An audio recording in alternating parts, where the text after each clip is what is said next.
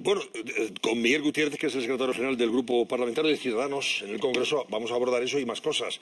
Don Miguel, buenas noches. Hola, ¿cómo estás, Antonio? Por ejemplo, de entrada le voy a preguntar, ¿ha seguido la declaración de Paco Correa en la vista oral del caso Gürtel? Bueno, pues no completamente, porque la verdad es que hoy ha sido un día también de muchísimo trabajo en el Congreso, pero sí que he estado siguiendo un poco los titulares y los teletipos que iban saliendo sobre las declaraciones que iba haciendo el señor Correa. ¿Y le ha llamado la atención algo especialmente? Algunos han interpretado, hombre, ha tirado de la manta, otros por lo menos yo creo que de tirar de la manta tampoco. Ha dicho más o menos yo no lo que he se sabía, escuchado nada nuevo que no hubiera dicho antes, o por lo menos si ha sido, desde luego han sido matizaciones probablemente muy someras a lo que ya había dicho, y yo pues tampoco, desde luego, estoy pendiente de aprender memoria de las matizaciones del señor Correa, pero desde luego en líneas generales yo no creo que haya dicho nada nuevo ni haya dado nada sorprendente que nos haga que en estos momentos tengamos que pensar que se produce una situación distinta de la que ya conocíamos todos, y es que efectivamente la corrupción que ha existido en España y que está asociada a un determinado partido, en este caso el Partido Popular, pues se está demostrando y se está viendo, no solo por las declaraciones del señor Correa, sino un poco en toda la estela de juicios que va a haber, pues que es algo que desde luego ha impregnado muy hasta el fondo la propia administración y desde luego a los partidos políticos, no solo al Partido Popular sino también al Partido Socialista en su momento, claro. En ese sentido le pregunto, una vez quede esto sustanciado en los tribunales, o sea que se dicte justicia, o sentencia mejor dicho, perdón, ¿tiene sentido, una vez se aclare judicialmente estos casos, tiene sentido luego a posteriori pedir comisiones de investigación en el Congreso si al final se pone en marcha la legislatura? Porque algunos dicen, hay que pedir todo tipo de comisiones de investigación. Bueno, yo creo que aquí hay dos cosas, ¿no? Una es las responsabilidades, por supuesto, penales que se diriman de un hecho delictivo, y que para eso está la justicia, y eso donde se tiene que ver todo pues es en sede judicial, como se está produciendo en estos momentos, y otro tiene que ver con las propias responsabilidades políticas, con las responsabilidades de los propios partidos, con las responsabilidades de las personas que tenían pues a estas personas contratadas o para las que trabajaban o las que tenían acuerdos, o en fin, como queramos explicarlo, que yo creo que también hay que depurar desde un punto de vista político, y esas responsabilidades se depuran en las comisiones de investigación, en los parlamentos.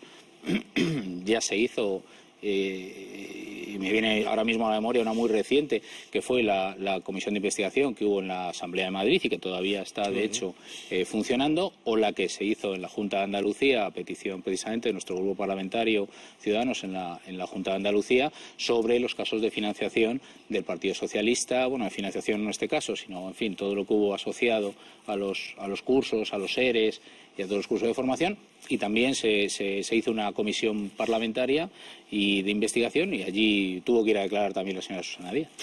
¿Usted es un partido de conceder el suplicatorio al señor ONS para que el Supremo le pueda investigar a propósito de ese referéndum del 9 de noviembre? Sí, por supuesto, porque creo que de otra manera lo que estaríamos hablando es de pervertir la separación de poderes, y yo creo que los casos judiciales y aquellos que haya un juez que estime que hay un delito y por tanto deba ser investigado, pues por supuesto que se debe de producir ese suplicatorio y se debe conceder. Además es que nunca no se ha concedido un suplicatorio en democracia. Yo creo que esto es algo y es más, ni incluso los propios partidos de las personas a las que se han dado estos suplicatorios han votado en contra de ese suplicatorio. Estamos hablando de presuntos delitos de malversación de caudales públicos, o sea, emplear dinero para un hecho que luego puede ser delictivo, si la justicia así lo acredita. Estamos hablando de prevaricación, de presunto cohecho, etcétera, etcétera. ¿Entiende la posición de Podemos, que se rasgan las vestiduras cuando esto afecta al PSOE, al PP, casos pasados, y ahora se van a oponer, por ejemplo, a que el señor ONS responda ante la justicia? No, de hecho a nosotros nos llamaba poderosamente la atención que Podemos haya intentado hacer bandera quizás precisamente de la regeneración, de intentar eliminar aforamientos políticos y de estar de forma permanente criticando estos privilegios que los políticos tenían y que nosotros queremos que se eliminen, y cuando hay la primera oportunidad pues renuncia a ellos, yo diría que por un pequeño plato de lentejas, porque en estos momentos no sé muy bien qué es capaz de darle o de ofrecerle la antigua convergencia a los señores de Podemos. A nivel nacional hemos visto que nada, porque es imposible cualquier acuerdo en estos momentos en ese sentido, y yo dudo de que precisamente en Cataluña la deriva soberanista que tiene instalada en estos momentos Convergencia más todos el grupo o los grupos que con él gobiernan, pues Podemos lo que quiera es precisamente dar a entender que lo que está apostando precisamente es por esa deriva secesionista. Bueno, sobre la gobernabilidad, la pelota está en el tejado del Partido Socialista, depende de si se abstiene o no, habrá investidura de Rajoy. ¿Ustedes dan por hecho que esta vez sí o no? Bueno, la verdad es que no sabemos. Lo que sí que damos por hecho es que parece que hay un cambio de opinión en el Partido Socialista, que este cambio de opinión va por aquella senda que nosotros ya iniciamos, y quiero recordar que yo creo que el Partido Socialista está en estos momentos en este proceso, en este momento de este cambio, de este relato, de tener que cambiar de posición, probablemente gracias a que nosotros pues ya hicimos este cambio que nosotros también provocamos con esta modificación de nuestras posiciones iniciales después de las elecciones, y primero con esa abstención técnica y luego llegando a un acuerdo para facilitar el sí. Siempre le dijimos al Partido Socialista durante todas estas semanas o meses, si quiere, que nosotros entendíamos que ese es el camino en el que tiene que producirse las cosas, que este país no puede seguir bloqueado, que no pueden seguir dándose la espalda de forma permanente el Partido Popular y el Partido Socialista, y que lo que entendemos totalmente lícito es que a cambio de eso el Partido Socialista se hubiera unido con nosotros para pedir cosas a cambio del Partido Popular, porque creo que eso es lo sano en democracia, eso es lo que significa acordar, llegar a acuerdos y consensuar cosas. Oye, yo tengo que modificar una posición por el interés de España, por la gobernabilidad de este país, que creo que es lo más importante en estos momentos, y a cambio de eso, pues lógicamente quiero unas condiciones. Yo creo que ellos no renunciaron a eso, nosotros desde luego sí lo hicimos y nos parece que este es el camino de verdad. Bueno, el problema hace un mes podría ser, o era, de hecho, que saliera adelante una investidura y que se formara gobierno. Ahora el problema parece ser que puede resultar el que se deriva de la formación de ese gobierno y que no pueda luego ejercer la gobernabilidad porque no encuentre los apoyos para sacar adelante determinadas cuestiones. Bueno, en ese sentido, ¿usted cree que con el pacto de Ciudadanos, los acuerdos, más de 100, ¿no?, que tienen ya firmados con el PP, sí, se podrían rescatar parte también de los acuerdos firmados por Ciudadanos y el PSOE y hacer posible que esto, por lo menos, se pueda gobernar durante un año? Claro, Antonio, ahí, a ver, en esos 150 puntos que nosotros fuimos capaces de cerrar con el Partido Popular y en los 200 y pico puntos que cerramos en la legislatura pasada con el Partido Socialista, hay una intersección de estos dos conjuntos que afecta más o menos a unas 100 medidas que están en ambos, pero con el mismo tenor literal, escritos exactamente igual. Bueno, yo creo que lo que hay que hacer ahora, si finalmente este gobierno de verdad, esta investidura se produce y existe un gobierno, pues el Partido Popular se tendrá que sentar a negociar sobre esos 100 puntos que yo entiendo que debe ser el eje de su gobierno, y sobre ese eje de gobierno, pues algo que no ha hecho con el Partido Socialista hasta ahora, que es decir, oye, ¿qué quieres tú para poder favorecer esta investidura? Bueno, no han tenido tiempo probablemente de hacerlo, pero entonces ahora será el momento de sentarse.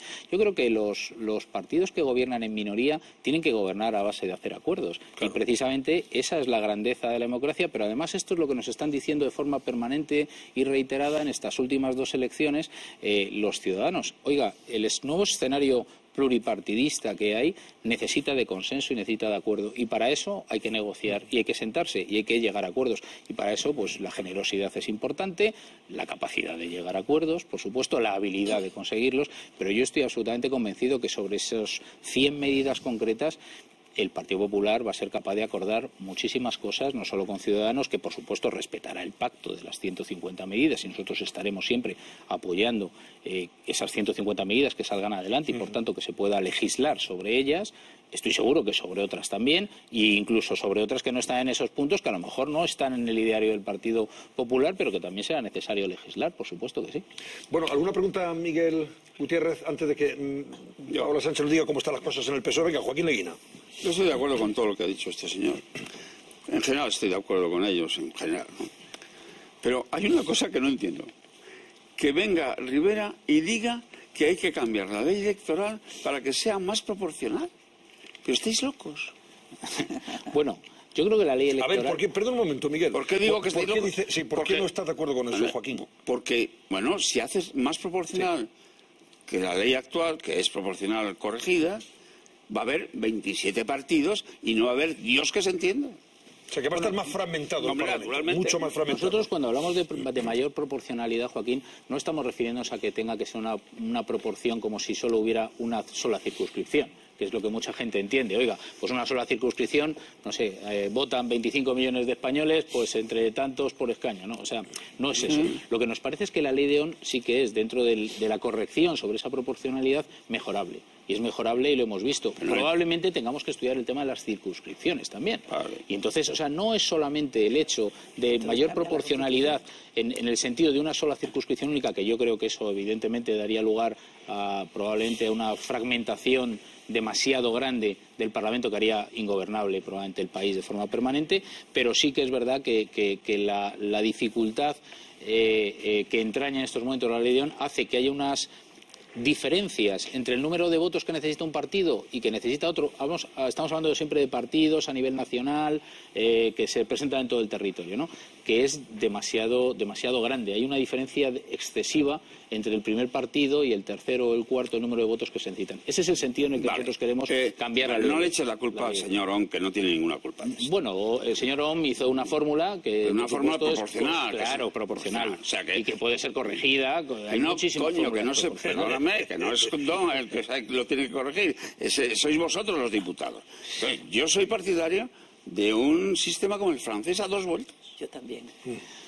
A ver qué os parece. Bueno, nosotros... En las municipales de luego y autonómicas resolvería muchísimos problemas. De todo. Bueno, las municipales, las generales, ¿no? en las municipales al final realmente yo creo que las municipales, nosotros hemos propuesto una cosa que era precisamente que para las elecciones municipales hubiera estábamos proponiendo y estamos trabajando en esa idea, que hubiera 2 urnas. Uno fuera la elección del alcalde y otra fuera la elección de la corporación. Y que sean 2 cosas distintas. Joaquín Leguina, no, tú claro, no porque al alcalde de hecho no tiene por qué ser una persona de un partido político que se presenta con todos los concejales necesarios. Puede ser una persona, oye, y ahí se lo tiene que trabajar. Eso sí que es participación directa y trabajarse el pueblo de forma directa y conocer de verdad a tu pueblo. Y que eso no tenga que ir asociado. Y eso permitiría que el alcalde saldría siempre elegido, porque será el que más votos saque, y a partir de ahí ese alcalde que se ha elegido tendrá que negociar cómo es su corporación. Bueno. Terrorífico. Pues a nosotros nos parece bastante positivo. ¿Por qué no lo hacéis más sencillo, caray? Las 2 vueltas. Bueno, yo digo que esto es un tema que estamos estudiando. A ver, ¿por qué crees tú que sería terrorífico? Porque pones un alcalde ajeno a los equipos políticos, que por lo tanto... Ahora hay una, ¿no? La señora Carmena es un poco ajena a los equipos políticos. Bueno, pues así nos va, Miguel. Ya, pero yo prefiero que la señora Carmena se presente ella sola y que la gente se le quiera votar la vote. Claro, por eso. A que se presente escondida dentro de una candidatura no, yo prefiero que se presente, que no es la suya. No escondida, pero desde luego no fuera de los partidos políticos, de los grupos, porque eso será un elemento extraño en la gobernación municipal y por lo tanto ese alcalde está condenado a sufrir, a fracasar y a morir. Yo quiero recordar que los alcaldes tienen todas las competencias, lo que hacen es delegación de las competencias en los concejales, pero las competencias son todas del alcalde. Entonces, que es puede gobernar solo, porque es que de hecho hoy en día es así con la ley que hay hoy en día. No tiene nada que ver no tiene nada que ver los concejales que haya. Las competencias son siempre del alcalde. La pregunta que le quería hacer es otra. Dada la fragilidad evidente del Partido Popular, aunque sea investido Mariano Rajoy, y dada la perspectiva terrible de esta legislatura que comenzará en cuanto de tal, ¿siguen ustedes o no negándose a formar parte de ese gobierno? Bueno, ayer la vicepresidenta, Miguel, antes de que responda, ayer la vicepresidenta reiteró esa misma oferta a Ciudadanos, también el PSOE, pero especialmente Ciudadanos, para que formara parte del gobierno de Rajoy. No le vendría mal al gobierno. Si ustedes quieren, ¿eh? Yo creo que sí que es verdad y estas propuestas las hacen de forma, pues reiterada, ¿no? Y continua. Hay una cosa que me gustaría decirte que yo no acabo de entender por qué dices que va a ser un desastre el gobierno que no, desastre no, que va a ser una legislatura dificilísima. Bueno, dificilísima porque lógicamente hay un partido que está en minoría y que tiene que conseguir llegar a acuerdos y otra cosa es que este partido... Con una oposición, con un partido de oposición que necesitará identificarse respecto del gobierno para poder recuperarse. Entonces, no es una situación normal ni habitual en la democracia española. Por eso digo que la legislatura puede ser atroz. Yo no creo que vaya a ser vuelvo atroz, a preguntar. Yo quiero decir, no creo que vaya a ser atroz por varias razones y me gustaría explicarlas. En primer lugar, porque siempre que estemos hablando de esos puntos que estaban ahí contenidos, desde luego el apoyo de Ciudadanos estará claro, porque nosotros hemos firmado algo para cumplirlo, ¿no? Y segundo, porque yo creo que el Partido Socialista no va a hacer lo que va a hacer sin el sentido de Estado de sacar adelante al menos una serie de cosas básicas que ellos entienden que son necesarias para este país. Y esto no se trata de investir un presidente por investirlo. Yo estoy convencido de eso, pero también es verdad que va a depender mucho de la habilidad del señor Mariano Rajoy y de los ministros del señor Mariano Rajoy para sacar adelante esas cosas. Y vuelvo a preguntar, ¿van ustedes a formar parte de ese gobierno o no? Bueno, nosotros hemos dicho ya muchas veces que no vamos a entrar en ese gobierno y yo creo que todos los ciudadanos pueden comprender perfectamente por qué. O sea, los casos que estamos viendo ahora y que se están juzgando y los que hemos hablado al principio, el caso del señor Correa y por tanto toda la Gürtel y los procesos y los procedimientos que quedan todavía, que se están instruyendo y que tienen que pasar a fase oral, al final hacen que sea muy difícil, de verdad,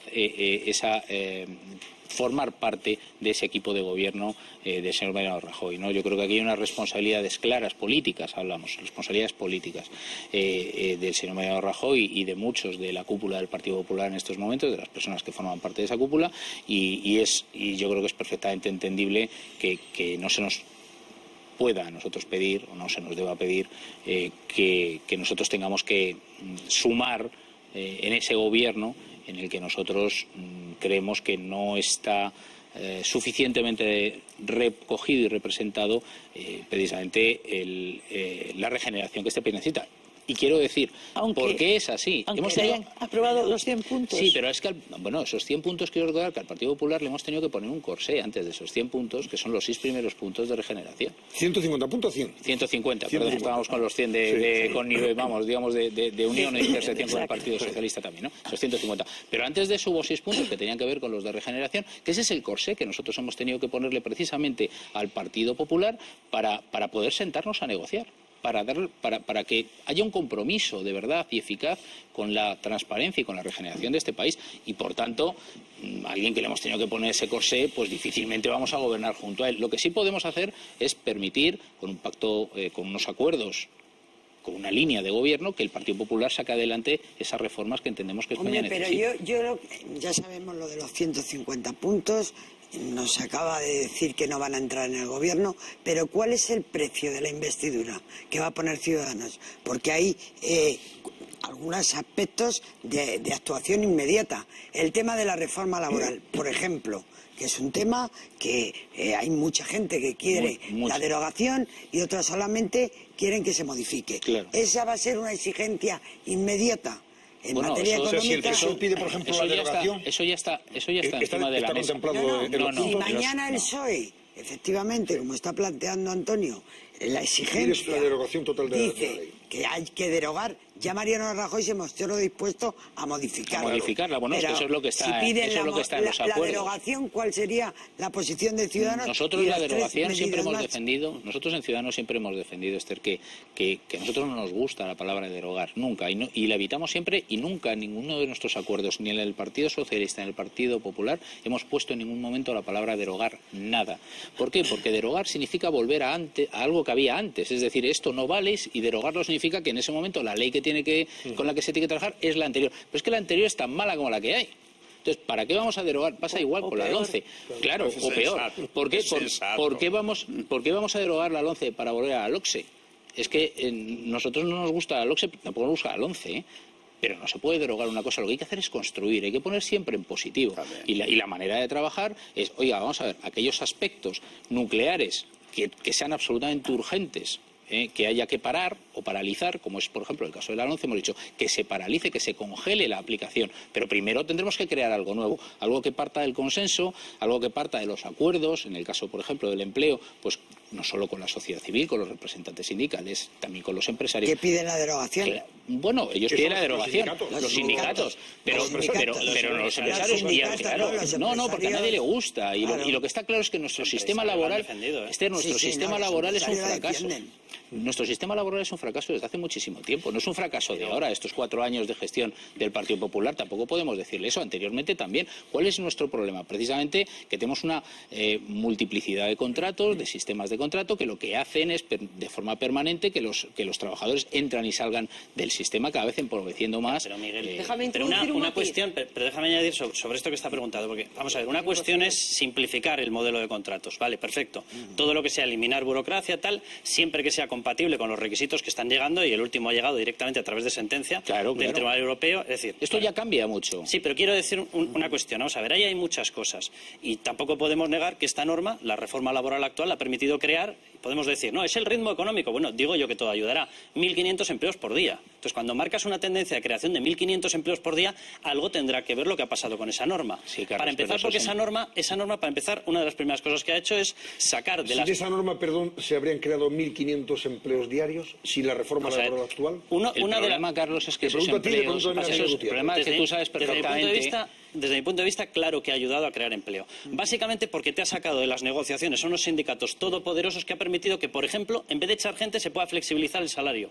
Resultado, has conseguido achicar, has conseguido sacar capa económica, músculo económico de la empresa para no despedir. Esa medida ha sido básica. Aquí hablamos siempre del coste por despido. A ver, hay muchísimas más cosas en esa norma, muchísimas más. Otra cosa es que haya determinada gente... Pero tú sabes bien, Carlos, que esas mismas normas y el propio sistema lo que está es, primero, expulsando del sistema laboral a mucha gente, sobre todo a gente joven. Segundo, lo que está haciendo es que hay una rotación permanente de empleos, que la gente entra y sale del sistema de forma permanente, muchísimo empleo temporal, y esto también es un drama. Miguel, tenemos un 75% pero Carlos, es que se puede corregir, si es que se puede mejorar. Miguel, claro, eso se trata. Si es de lo que se trata. Claro que se puede mejorar. A mí no me gusta hablarte tanto de lo que está mal, sino de lo que hay que hacer para corregirlo. Miguel, y yo creo que aquí nos hemos puesto de acuerdo 3 partidos en algo muy parecido.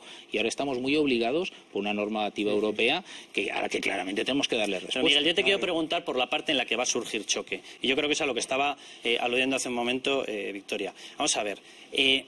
Tenemos una consigna marcada por parte de Europa que nos está exigiendo un ajuste de 10.000 millones. Estamos dentro de un procedimiento de déficit excesivo. Y las medidas que estáis planteando, algunas de ellas desde Ciudadanos, el complemento salarial, imponen un gasto adicional muy potente. La mochila austríaca, tal y como la definís, la mochila austríaca, tal y como la definís, no va contra una rebaja previa de las cotizaciones. No, no. Se suma a unas cotizaciones que nos han situado a España como el 6º país con más cotizaciones sociales del mundo. Bueno, y a eso le vas a sumar la mochila austríaca. Bueno, yo he defendido abiertamente la mochila austríaca, siempre y cuando sea quitando margen del que tienes en estos momentos ya comido a los empresarios con esas cotizaciones.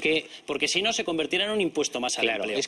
Pero déjame concluir. Yo no veo cómo calculáis vosotros esa ecuación en la cual Europa nos pide quitar 10.000 millones, hacer un ajuste de 10.000 millones, estamos en procedimiento de déficit excesivo, ya sabemos que es más que probable que este año nos volvamos a saltar ese déficit exigido por Bruselas, con lo cual vamos a tener problemas, nos pueden imponer una sanción y lo que aparece en vuestro programa es más impuestos, porque aparecen más impuestos, y además aparece el incremento de gasto. Te cargas la creación de empleo y le metes más gasto. En lo que se ha acordado con el PP. En lo que se acordó en aquellas medidas. Yo lo que te quiero decir es que hay 3 maneras de resolver esto. O sea, todo lo que tiene que ver con la parte de empleo, mochila austríaca, complemento salarial y contrato único, que son 3 cosas que van combinadas. O sea, no se puede coger solo una parte o solo 2 y combinar 2, porque entonces el sistema no funciona. Hay que coger las 3, porque cada una de ellas viene a paliar una parte determinada de los problemas que tenemos, del problema de la precarización del empleo, del problema de la excesiva rotación y del problema del salario bajo.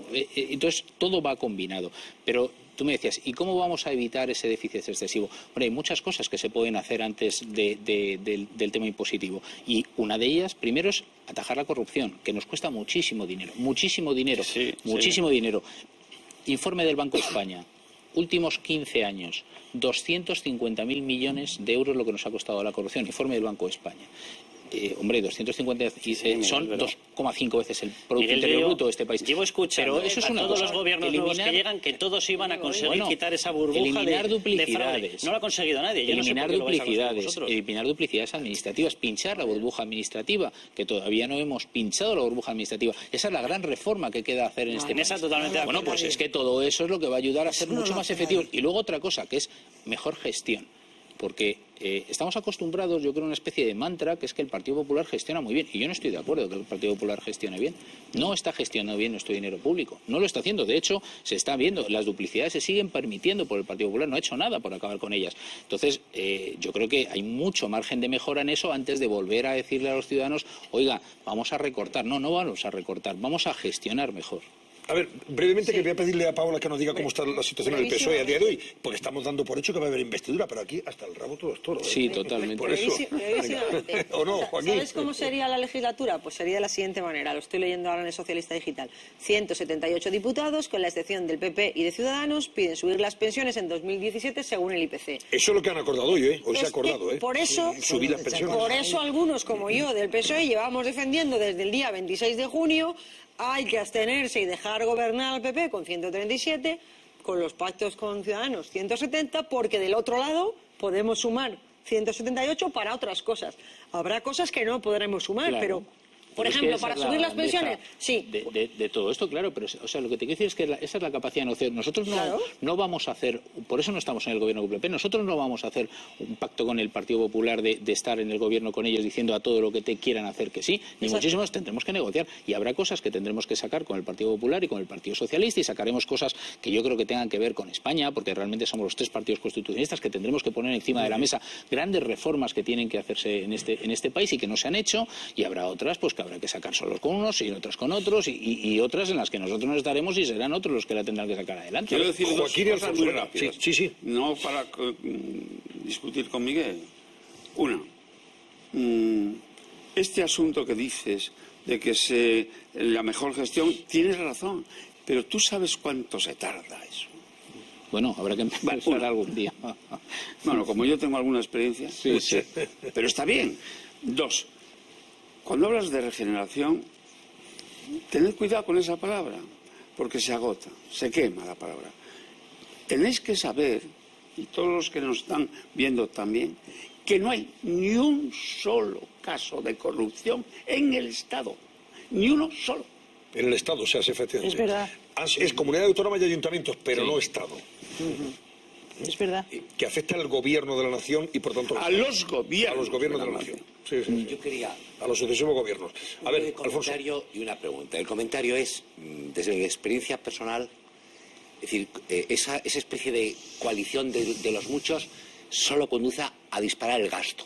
Es decir, porque nadie se pone de acuerdo para recortar. Es decir, para subir las pensiones todo el mundo se va a poner de acuerdo, para aumentar los festivos se pondrán todos ustedes de acuerdo, para aumentar el número de contratados de la administración se pondrán todos de acuerdo, pero si se decide de repente hacer un recorte en la administración, una de las cosas que ha sido la filosofía de ustedes económica, es decir, lo que es la grasa superflua recortada de la administración, no se pondrán ustedes nunca de acuerdo. Yo vaticino que será una legislatura de enorme gasto y sobre todo de enorme gasto público, porque es inevitable. Y la segunda, la pregunta, que es la que más me interesa, hace ahora 6 meses se produjo como un aluvión hacia Podemos.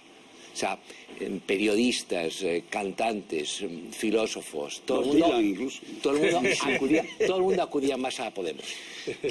En este momento, ¿cuál es la sensación en Podemos? Porque en las últimas elecciones se produjo un bajón en el número de votos, pequeño, pero bajó.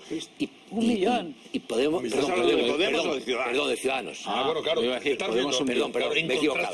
Hubo un enorme aluvión hacia Ciudadanos en su momento, una gran ilusión por ir a Ciudadanos, que parece frenada en este momento. Y ustedes tienen, aunque usted lo cuente con muy buenas palabras, van a tener un problema clarísimo de posicionamiento político frente a la oposición que va a hacer el PSOE, que va a ser durísima por necesidad, la que va a hacer Podemos, que será desquiciada por naturaleza. ¿Qué clase de oposición podrán hacer ustedes? Porque va a ser difícil escucharles. Claro, pues yo creo que nosotros ya hemos... Digo, si no se meten en el gobierno y se van a la oposición, van a aparecer las niñas del colegio en una verbena. No, porque yo creo que en la oposición va a haber que negociar mucho y gestionar mucho. Y yo creo que nosotros hemos acreditado algo en estos 8 o 9 meses que llevamos de parlamentarismo en el Congreso de los Diputados, es precisamente la capacidad de conseguir cosas, de llegar a acuerdos, incluso con escasa representativa, porque al final nuestra aportación es modesta, son 32 diputados, fueron 40 antes, pero pese a eso hemos conseguido muchas cosas. Y yo creo que eso tiene que ver con el saber hacer bien las cosas, y eso viene probablemente no conseguiría de que las personas que estamos ahí haciendo eso, Alfonso, 3 o 4 ministerios. Somos gente que venimos de gestionar muchas cosas, de gestionar empresas, venimos de la pero no conseguiría mucho más con una vicepresidencia, 4 buenos ministerios, y en los 4.000 puestos que se ocupan en los cambios de gobierno, la SEPI, Televisión Española, no sé qué, meter 500 personas bien preparadas. Pero yo creo que no, porque yo primero creo que ese no es el momento. Yo creo que el momento probablemente de Ciudadanos para dar ese paso pues será más adelante. Yo creo que en este momento lo que tenemos que... Pues más adelante, no te sabría decir. Tendremos que hacer esto en otro momento. Desde luego, en este momento lo que nos toca es estar en la oposición, estar en una posición constructiva, estar en la oposición dialogante, estar en la oposición que tiende la mano y que es capaz de cerrar cosas y llegar a acuerdos. Lo hemos hecho, lo hicimos, lo hemos hecho en Madrid, lo hemos hecho en Andalucía, lo hemos hecho en La Rioja, lo hemos hecho en Murcia. Yo creo que lo hemos hecho en muchos sitios y lo hemos hecho también en el Congreso. Hemos sacado adelante 2 mesas del Congreso, hemos sacado adelante 2 pactos muy importantes. Bueno, yo creo que a mí me gustaría pedirle a los ciudadanos un pequeño voto de confianza a un partido que sí que es nuevo, que es distinto, que está formada por gentes que no somos profesionales políticos, porque ninguno de nosotros hemos hecho nada en política hasta hace 8 meses, pero que yo creo que tenemos una solvencia acreditada. ¿Qué más voto de confianza quiere usted que le pidan entrar en el gobierno? Bueno, no sé, por lo menos que nos dejen y que confíen en que desde la oposición vamos a ser capaces de sacar muchas cosas adelante. Es una oferta que sigue en pie. Ayer la vicepresidenta del Gobierno, Soraya Sáenz de Santamaría, en este programa la reiteró. Es que cambiaría España. Vamos a ver un momentito. Claro, estamos hablando a partir de un supuesto que debe producirse de aquí al día 30 de octubre. Que efectivamente haya investidura, porque el Partido Socialista se abstenga y permita que Rajoy forme gobierno, y a partir de ahí vamos a ver el día a día cómo se resuelve la ecuación de la gobernabilidad. Si esto tiene futuro o vamos a unas elecciones en verano. Miguel Gutiérrez, secretario general del Grupo Parlamentario de Ciudadanos en el Congreso. Ha sido un placer. Gracias, Miguel. Muchísimas gracias, Antonio. Muchísimas gracias a todos y muy buenas noches.